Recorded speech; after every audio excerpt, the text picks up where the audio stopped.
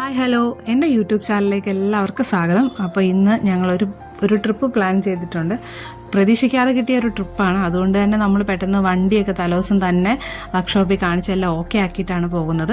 പിന്നെ ഒരുപാട് കോസ്റ്റ്ലി ആയിട്ട് നമുക്ക് ചിലവാക്കി അങ്ങനെ പോകുന്നൊരു ട്രിപ്പല്ല. നമ്മൾ ബഡ്ജറ്റ് ഫ്രണ്ട്ലി ആയിട്ട് പോകാനാണ് ഉദ്ദേശിക്കുന്നത്. അതുകൊണ്ട് തന്നെ ഞങ്ങൾ ഫുഡൊക്കെ എടുത്തിട്ടുണ്ടായിരുന്നു.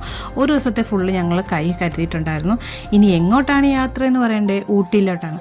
നേരത്തെ ഇറങ്ങാമെന്ന് വിചാരിച്ചു, പക്ഷേ നേരത്തെ ഇറങ്ങാനായിട്ട് പറ്റിയില്ല. ഞങ്ങളൊരു ഇറങ്ങിയപ്പോൾ തന്നെ 8:30-9 മണിയൊക്കെ ആയി. കുറച്ചുകൂടെ നേരത്തെ ഇറങ്ങിയാൽ നമുക്ക് വെയിലൊക്കെ ആവുന്നതിന് മുമ്പേ മേട്ടുപ്പാളയൊക്കെ കടന്ന് നമുക്ക് മല കയറാനായിട്ട് പറ്റുമായിരുന്നു. അപ്പോൾ എന്തായാലും കുറച്ച് താമസിച്ചു പോയി. അപ്പം വാളയാറൊക്കെ കഴിഞ്ഞ് ഇതാ ഞങ്ങൾ മേട്ടുപ്പാളയം എത്തി. മേട്ടുപ്പാളയം എത്തിയപ്പോൾ ഏകദേശം ഒരു 10 മണി ഒക്കെ ആയായിരുന്നു. അപ്പോൾ ഇവിടെ എന്തായാലും ഞങ്ങൾ കഴിക്കാനായിട്ട് നിർത്തണം. മേട്ടുപ്പാളയത്ത് 51 കിലോമീറ്റർ ഉണ്ട്. അപ്പോൾ കൂടുതൽ ആൾക്കാർ മേട്ടുപ്പാളയത്താണ് ഫുഡ് കഴിക്കാനൊക്കെ ഇറങ്ങുന്നതും കടകളിൽ കയറുന്നതും ഒക്കെ. അപ്പോൾ ഇവിടെ ബ്ലാക്ക് തണ്ടർ അങ്ങനെ കുറേ വാട്ടർ തീം പാർക്കൊക്കെ ഉണ്ട്. അത് വർഷങ്ങളായിട്ടുള്ളതാണ്. അത് കണ്ടിട്ടേ ഉള്ളൂ. ഇതാണിത്. പക്ഷേ ഇതുവരെ കയറിയിട്ടില്ല. ഇനി ഒരിക്കൽ കയറണമെന്നുണ്ട്. അവിടെയും തുറന്നു വരുന്നേ ഉള്ളൂ. രാവിലത്തെ സമയമുണ്ട്. അപ്പോൾ ഞങ്ങൾ ഫുഡ് കഴിക്കാനായിട്ട് നിർത്തി. രാവിലത്തേക്കിന് ഞങ്ങൾ ഇഡലിയും ചട്നി എടുത്തിട്ടുണ്ടായിരുന്നു. ഉച്ചക്കത്തേക്കിന് ലെമൺ റൈസ്, കിഴങ്ങ് മെഴുക്കുവരട്ടിയും സലാഡൊക്കെ എടുത്തിട്ടുണ്ടായിരുന്നു. പിന്നെ വൈകിട്ടത്തേക്കിന് ചപ്പാത്തിയും ഉള്ളി തക്കാളിയൊക്കെ ആയിട്ടുള്ള സംബന്ധം എടുത്തിട്ടുണ്ടായിരുന്നു. അപ്പോൾ ഇത് ഞങ്ങൾ ഫുഡെല്ലാം കൈ കരുതിയുകൊണ്ട് നമുക്ക് ടൂറിസ്റ്റ് ഏരിയ ആയതുകൊണ്ട് തന്നെ ഫുഡിന് നമുക്ക് ഒരുപാട് എക്സ്പെൻസീവ് ആകും. ഫുഡ് നല്ല വിലയാകും. അത് നമുക്ക് നല്ല ഫുഡും കിട്ടണമെന്നില്ല. അപ്പോൾ അതുകൊണ്ട് തന്നെയാണ് ഞങ്ങൾ ഒരുപാട് നമുക്ക് ഫുഡിന് കാശ് മുടക്കണ്ട എന്നുള്ള രീതിയിൽ ഞങ്ങൾ ഫുഡ് എടുത്തിട്ടുണ്ടായിരുന്നു. പിന്നെ വലിയ രീതിയിലൊന്നുമല്ല, നോർമലായിട്ട് ഇഡ്ഡലിയും ചപ്പാത്തിയൊക്കെ നമുക്ക് എടുക്കുന്നത് ബെറ്റർ ആണല്ലോ. പിന്നെ നമ്മൾ മേട്ടുപ്പാളയം കഴിഞ്ഞ് അങ്ങോട്ടേക്ക് പോകുന്ന വഴിക്ക് നമുക്ക് ചെക്കിംഗ് ഉണ്ട്. നേരത്തെ അത്ര വലിയ ചെക്കിംഗ് ഇല്ലായിരുന്നു. ഇപ്പോൾ ചെക്കിംഗ് ഉണ്ട്. കാരണം പ്ലാസ്റ്റിക് സാധനങ്ങളൊന്നും അങ്ങോട്ട് കയറ്റത്തില്ല. പ്രത്യേകിച്ച് പ്ലാസ്റ്റിക് ബോട്ടിൽസ് ഒന്നും കയറ്റത്തില്ല. അതൊക്കെ നമ്മൾ അവിടെ ഉപേക്ഷിച്ചിട്ട് പാസ് എടുക്കണം. പാസ് എടുത്തിട്ട് വേണം മുകളിലേക്ക് കയറാൻ. 14 ഹെയർ പിന്നാണ് മുകളിലോട്ടുള്ളത്. 14 കടന്നാൽ നമ്മൾ ഊട്ടിയിലെത്തും. അപ്പോൾ ഇടയ്ക്ക് ഒരു വലിയ ടൗൺ എന്ന് പറയാൻ കുന്നൂരാണുള്ളത്. പിന്നെ വെല്ലിംഗ്ടൺ ഐലൻഡ് അതൊക്കെയുണ്ട്. അത് വലിയ ടൗണല്ല, പക്ഷേ കുന്നൂരാണ് കുറച്ച് വലിയ ടൗണായിട്ട് നമുക്ക് കാണാനായിട്ട് പറ്റുന്നത്. അപ്പോൾ പോകുന്ന വഴിക്ക് 2 സൈഡും ഫോറസ്റ്റാണ്. അതേപോലെ തന്നെ കുറേ മങ്കികളെയൊക്കെ കാണാനായിട്ട് പറ്റും. പിന്നെ ഇവിടെ നിന്നും അങ്ങനെ അധികം ആരും വണ്ടിയൊന്നും നിർത്തിയിടുന്നൊന്നും ഇല്ല. പിന്നെ നമ്മൾ അത്യാവശ്യമാണെങ്കിൽ ചില സ്ഥലത്തൊക്കെ വണ്ടി നിർത്താം. പക്ഷെ നമ്മൾ കയ്യിലുള്ള സാധനങ്ങളൊക്കെ സൂക്ഷിക്കണം. കാരണം കുരങ്ങുകളൊക്കെ കുറേ ഉള്ളതാണ്. അതിങ്ങനെ തട്ടിപ്പറിച്ചുകൊണ്ട് പോകും. എൻ്റെ ഈ വീഡിയോ കണ്ടിട്ട് പലർക്കും സംശയം തോന്നാം, പ്രഗ്നൻസി ടൈമിൽ ഇങ്ങനെ ഹിൽസ് ഏരിയയിലൊക്കെ പോകാമോ, ഇത്ര ദൂരെ യാത്ര ചെയ്യാവോ എന്നൊക്കെ. അപ്പോൾ ഈ ഒരു ടൈമിൽ നമുക്ക് മൂഡ് സ്വിങ്സ് ഒക്കെ ഭയങ്കരമായിട്ടുള്ളതാണ്. അപ്പോൾ അതൊക്കെ മാറാനൊക്കെ ആയിട്ട് എനിക്ക് ഈ യാത്ര ഒരുപാട് സഹായിച്ചിട്ടുണ്ട്. പിന്നെ നമുക്ക് റിസ്ക് ഒന്നും ഇല്ലെങ്കിൽ നമുക്ക് പോകുന്നതിന് പ്രശ്നമൊന്നുമില്ല. ഞാൻ തലേദിവസം തന്നെ ഡോക്ടറിനെ കൺസൾട്ട് ചെയ്തിരുന്നു. ഡോക്ടർ പ്രശ്നമൊന്നുമില്ല, വണ്ടി ഇടയ്ക്കിടയ്ക്ക് നിർത്തി പോകാം എന്നാണ് പറഞ്ഞത്. പിന്നെ 7 മന്ത്സ് ആയതുകൊണ്ടും അത്ര പ്രശ്നമില്ല. 8, 9 ഒക്കെ ആകുമ്പോൾ നമ്മൾ കുറച്ച് ശ്രദ്ധിക്കണം. കാറിലുള്ള യാത്രയൊക്കെ കുറച്ച് ശ്രദ്ധിക്കണം. പക്ഷേ ഈ സമയത്തൊന്നും പ്രശ്നമില്ല എന്ന് പറഞ്ഞു. പിന്നെ സീറ്റ് ബെൽറ്റൊക്കെ ഇട്ട് നമ്മൾ ഇടയ്ക്ക് റിലാക്സ് ചെയ്ത് നിർത്തി പതിയല്ലേ പോകുള്ളൂ. അതുകൊണ്ട് അതൊന്നും നമുക്ക് പ്രശ്നമായിട്ടൊന്നും വരത്തില്ല. പിന്നെ റിസ്ക് ഉള്ളവർ അതിനെ ശ്രദ്ധിക്കണം. അത് എപ്പോഴും ഡോക്ടറിനോട് ചോദിച്ചിട്ടേ നമ്മളൊരു വലിയൊരു യാത്ര തീരുമാനിക്കുമ്പോഴേ നമ്മൾ നമ്മുടെ ഡോക്ടറിനെ കൺസൾട്ട് ചെയ്ത് പോകുന്നതാണ് ഏറ്റവും നല്ലത്. അപ്പോൾ എനിക്ക് അങ്ങനത്തെ പ്രശ്നമൊന്നും ഇല്ലാത്തതുകൊണ്ട് തന്നെ ഞങ്ങൾ റിലാക്സ് ചെയ്ത് പതിയെയാണ് മുകളിലോട്ട് പോയത്. അങ്ങനെ ഞങ്ങൾ കുന്നൂരിലെത്തിയപ്പോൾ നല്ല ബ്ലോക്ക് ഉണ്ടായിരുന്നു. കാരണം എന്താണെന്ന് വെച്ചാൽ ഞങ്ങൾക്കൊരു ഗോൾഡൻ ചാൻസ് കിട്ടി എന്നൊക്കെ പറയാം. ഞങ്ങളെ സംബന്ധിച്ചത് ഗോൾഡൻ ചാൻസാണ്. കുന്നൂർ ചെന്നപ്പോൾ നമുക്ക് ബ്ലോക്ക് കണ്ടപ്പോൾ നമ്മൾ ഓർത്ത് എന്താ പതിവില്ലാതെ ഇങ്ങനെ ബ്ലോക്ക് എന്നൊക്കെ വിചാരിച്ചു.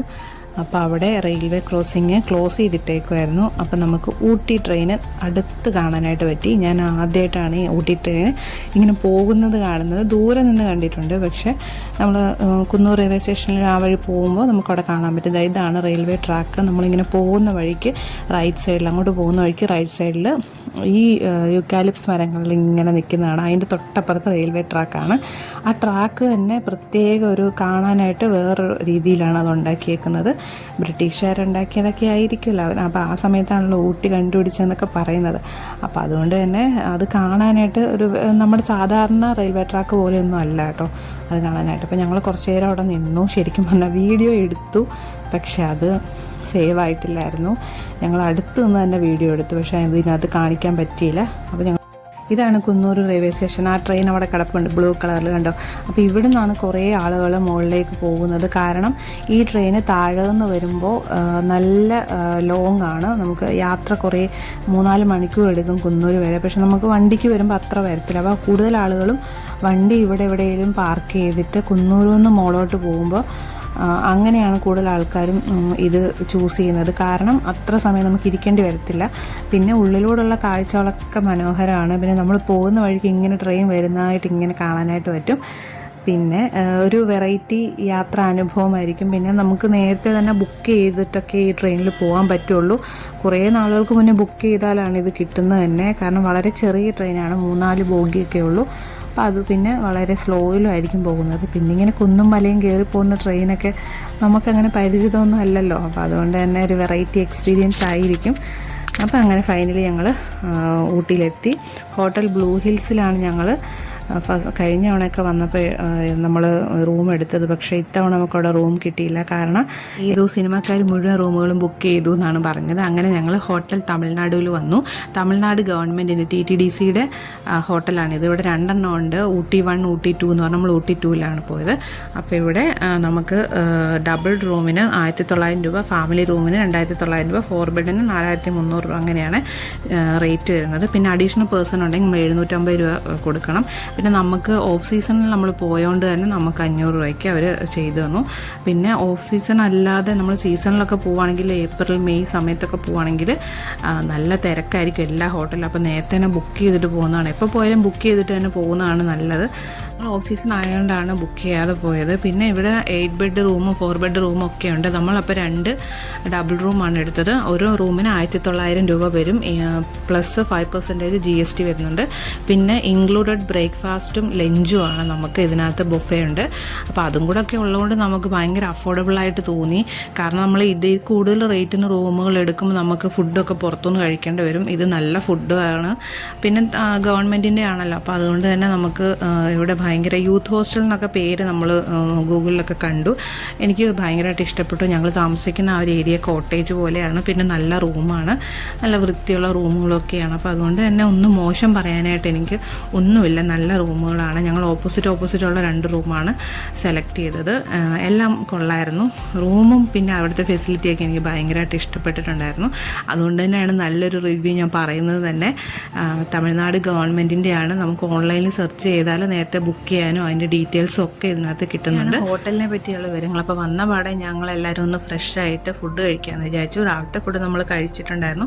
ഉച്ചക്കത്തെ ഫുഡ് ഞങ്ങൾ എടുത്തിട്ടുണ്ടായിരുന്നു. അപ്പോൾ ഇവിടെ കിട്ടുമായിരുന്നു, പക്ഷേ ഞങ്ങൾ എടുത്തുകൊണ്ട് തന്നെ ഞങ്ങൾ ഫുഡൊക്കെ കഴിച്ചു. ലെമൺ റൈസാണ് എടുത്തത്. ലെമൺ റൈസൊക്കെ കഴിച്ചിട്ട് ഞങ്ങൾ വൈകിട്ട് ബൊട്ടാണിക്കൽ ഗാർഡനിലേക്ക് പോയി. ഇവിടെ അടുത്താണ്, നമ്മുടെ ഹോട്ടൽ തമിഴ്നാടിന് അടുത്താണ് ബൊട്ടാണിക്കൽ ഗാർഡൻ വരുന്നത്. നമുക്ക് നടന്നു പോകാനുള്ള ദൂരമുള്ളൂ. അപ്പോൾ കാർ പാർക്കിങ്ങിനൊക്കെ നമ്മൾ എക്സ്ട്രാ പൈസ കൊടുക്കേണ്ട ആവശ്യമില്ല. കാരണം എന്താണെന്ന് വെച്ചാൽ നമുക്ക് ഹോട്ടലിൽ തന്നെ ഇട്ട് നടന്നു പോകാനുള്ള ദൂരമുള്ളൂ. അപ്പോൾ ബ്ലൂ ഹിൽസ് ഹോട്ടലാണെങ്കിലും നമുക്കിവിടെ ബൊട്ടാണിക്കൽ ഗാർഡനിൽ ശരിക്കും 100 രൂപയാണ് ഒരാൾക്ക് 1 പേഴ്സൺ നമുക്ക് ചാർജ് വരുന്നത്. 5 വയസ്സ് താഴെയുള്ള കുഞ്ഞുങ്ങൾക്ക് പൈസ കൊടുക്കേണ്ട. പക്ഷേ എനിക്ക് ആ ഒരു റേറ്റ് ഭയങ്കര കൂടുതലായിട്ട് തോന്നി. കാരണം അതിന് മാത്രം 100 രൂപ കൊടുത്ത് ഒരാൾക്ക് കയറാനുള്ളതായിട്ടൊന്നുമില്ല. പിന്നെ ഗാർഡനൊക്കെ എല്ലാം പണിതുകൊണ്ടിരിക്കുകയാണ്. കാരണം മെയിലാണ് ഫ്ലവർ ഷോ വരുന്നത്. അപ്പോൾ അപ്പോഴത്തേക്കിന് അവർ എല്ലാം റെഡിയാക്കിക്കൊണ്ടിരിക്കുകയാണ്.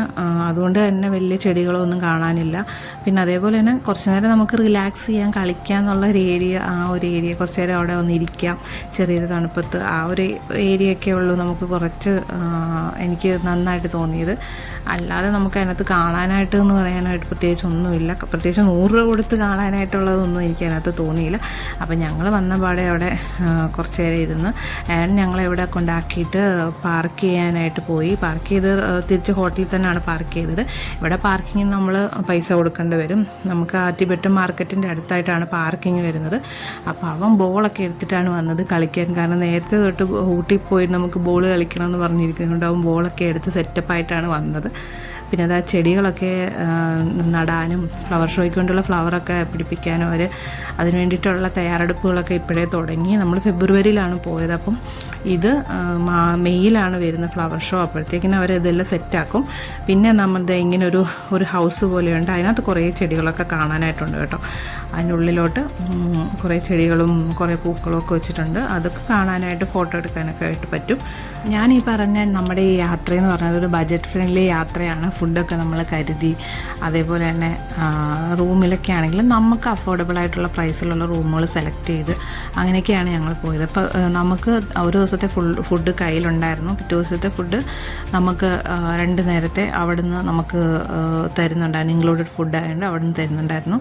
പിന്നെ നമുക്ക് എക്സ്ട്രാ വന്നതെന്ന് പറഞ്ഞാൽ നമ്മൾ പിറ്റേ ദിവസം രാത്രി മാത്രമാണ് നമ്മൾ പുറത്തുനിന്ന് കഴിച്ചത്. അപ്പോൾ അതുകൊണ്ട് തന്നെ നമുക്ക് ഒരുപാട് പൈസ ഒന്നും അങ്ങനെ ചിലവായിട്ടൊന്നുമില്ല നമുക്ക് ഈ ഒരു യാത്രയെന്ന് പറഞ്ഞാൽ. അപ്പം നമുക്ക് ഊട്ടിയിലൊക്കെ പോകാൻ ആഗ്രഹിക്കുന്നവർക്ക് വേണ്ടിയിട്ടാണ് ഞാൻ സത്യം പറഞ്ഞാൽ ഈ വീഡിയോ ഇട്ടത്. നമുക്ക് ബഡ്ജറ്റ് ഫ്രണ്ട്ലി ആയിട്ട് ഈ ഒരു ഊട്ടിയിലൊക്കെ പോകണമെന്ന് വെച്ചാൽ നമ്മൾ ഇങ്ങനെയുള്ള കാര്യങ്ങളൊക്കെ ഫുഡൊക്കെ കരുതിയാൽ നമുക്ക് ഒരുപാട് പ്രൈസൊന്നും ആകത്തില്ല. കാരണം ഇവിടെ ടൂറിസ്റ്റ് ഏരിയ ആയതുകൊണ്ട് തന്നെ നമ്മൾ ഫുഡിനൊക്കെ നല്ല എമൗണ്ട് കൊടുക്കേണ്ടതായിട്ട് വരും.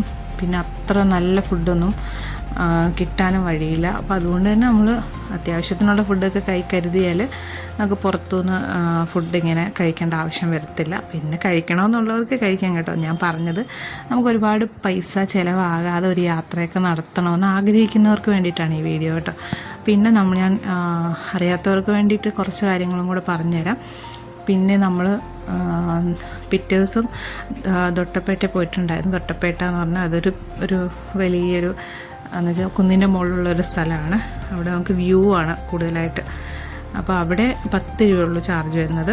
ബോട്ടാണിക്കകളിൽ 100 രൂപ ചാർജ് വരുന്നുണ്ട്. ബോട്ട് ഹൗസിൽ 25 രൂപയാണ് ചാർജ് ഉള്ളിൽ കയറാനായിട്ട്. അപ്പം ഞങ്ങൾ മെയിനായിട്ട് ഈ 3 സ്ഥലവും പിന്നെ മുരുകൻ്റെ ഒരു ക്ഷേത്രത്തിലുമാണ് പോയത്. പിന്നെ നമ്മൾ അവിടെ ചെന്നിട്ട് സാധനങ്ങൾ വാങ്ങിക്കാനോ അങ്ങനെയൊക്കെ പോകുമ്പോഴാണ് നമുക്ക് എക്സ്ട്രാ പൈസ ചിലവാകുന്നതെന്ന് പറയാനായിട്ട്. പിന്നെ നമുക്ക് ഞാൻ പറയാം, ഈ ബൊട്ടാണിക്കൽ ഗാർഡന് തൊട്ടടുത്തായിട്ടാണ് ടിബറ്റൻ മാർക്കറ്റ് വരുന്നത്. ടിബറ്റൻ മാർക്കറ്റിലാണെങ്കിലും നമുക്ക് സാധനങ്ങൾ വാങ്ങിക്കണമെന്നുണ്ടെങ്കിൽ നല്ല സാധനങ്ങൾ കിട്ടും, ക്വാളിറ്റി. പക്ഷേ അവിടെ ബാർഗെയിനിങ് ഒന്നും പറ്റത്തില്ല. എല്ലാ കടകളിലും ടിബറ്റൻകാരുടെ കടകളാണ്, സെയിം പ്രൈസാണ്, ഫിക്സഡ് പ്രൈസാണ്. പിന്നെ അവിടെ തന്നെ നമുക്ക് പാർക്കിംഗ് ഉണ്ട്. ഇവിടെ തന്നെ കുറേ കടകളുണ്ട്. പിന്നെ നമുക്ക് ചായയൊക്കെ കുടിക്കണമെന്നുണ്ടെങ്കിൽ ബൊട്ടാണിക്കൽ ഗാർഡൻ്റെ തൊട്ടടുത്തായിട്ട് അതിനോട് ചേർന്ന് തന്നെ നമുക്ക് പോലീസിൻ്റെ ഒരു ക്യാൻറ്റീൻ പോലെയുണ്ട്. അപ്പോൾ അവിടെ ചെറിയൊരു ക്യാൻറ്റീനാണ്. അവിടെ നമുക്ക് വട, അങ്ങനെയുള്ള സ്നാക്സ്, ചായ, കാപ്പി അതൊക്കെ കിട്ടും. ബാക്കി എല്ലായിടത്തും അപേക്ഷിച്ചിട്ട് അവിടെ റേറ്റ് കുറവാണ്. ചോക്ലേറ്റിനാണെങ്കിലും അവിടെ ബാക്കി എല്ലായിടത്തും 150 രൂപ കൊടുക്കണമെങ്കിൽ അവിടെ നമ്മളൊരു പെട്ടിക്ക് 100 രൂപ കൊടുത്താൽ മതി. ഇതാണ് ഞാൻ പറഞ്ഞ ആ ഒരു പോലീസിൻ്റെ ക്യാൻറ്റീൻ എന്ന് പറയുന്നത്. പിന്നെ ഇതാണ് പാർക്കിംഗ് ഏരിയ, ടിബറ്റൻ മാർക്കറ്റിൽ വരുന്ന പാർക്കിംഗ് ഏരിയ വരുന്നത്. പിന്നെ സാധനങ്ങളൊക്കെ അത്യാവശ്യം എല്ലാത്തിനും നല്ല റേറ്റൊക്കെ ഉണ്ട്. ഇതാണ് ടിബറ്റൻ മാർക്കറ്റ്. പക്ഷേ ഇവിടെ ക്വാളിറ്റി ഉള്ള തുണികളൊക്കെയാണ്. അപ്പം ഞങ്ങൾ ഇവിടെ എല്ലാം കറങ്ങിയിട്ട് വൈകിട്ട് തിരിച്ച് വീട്ടിലോട്ട് വന്നു. അന്നത്തെ ദിവസം ബൊട്ടാണിക്കൽ ഗാർഡൻ മാത്രമാണ് പോയത്. പിന്നെ ഞങ്ങൾ നൈറ്റ് ചപ്പാത്തി എടുത്തിട്ടുണ്ടായിരുന്നു. ചപ്പാത്തിയും ഉള്ളിയും തക്കാളിയൊക്കെ ഇട്ടൊരു കറി ഉണ്ടായിരുന്നു. അതൊക്കെ കഴിച്ചിട്ട് ഞങ്ങൾ നേരെ കിടന്നു. അപ്പോൾ ഇതാണ് ഞങ്ങളുടെ ആ റൂം. എനിക്ക് ഭയങ്കരമായിട്ട് ഇഷ്ടപ്പെട്ടു. കാരണം ഞങ്ങൾ മാത്രമുള്ളായിരുന്നു ആ ഒരു ഏരിയയിൽ. അതുകൊണ്ട് തന്നെ നമുക്ക് ഭയങ്കര അലമ്പൊന്നും ഇല്ലായിരുന്നു. നല്ല സുഖമായിട്ട് ഡോറൊക്കെ അടച്ചിട്ട്, മെയിൻ ഡോറൊക്കെ അടച്ചിട്ട് നമുക്ക് കിടക്കായിരുന്നു. പിന്നെ നമ്മൾ എക്സ്ട്രാ ഒരു ബെഡും കൂടെ വാങ്ങിച്ചിട്ടുണ്ടായിരുന്നു. അപ്പോൾ അതിന് നമ്മൾ എക്സ്ട്രാ ചാർജ് കൊടുക്കണം. അപ്പോൾ ഇതൊക്കെയാണ് ഇന്നത്തെ വിശേഷങ്ങൾ. അപ്പോൾ ഇനി അടുത്ത വീഡിയോ പാർട്ട് 2 വരുന്നുണ്ട്. അപ്പോൾ ഓക്കെ, ബൈ. എൻ്റെ ചാനൽ ഇഷ്ടപ്പെട്ടാൽ ഒന്ന് ലൈക്ക് ചെയ്യണം, ഷെയർ ചെയ്യണം, സബ്സ്ക്രൈബ് ചെയ്യണം. Okay, by.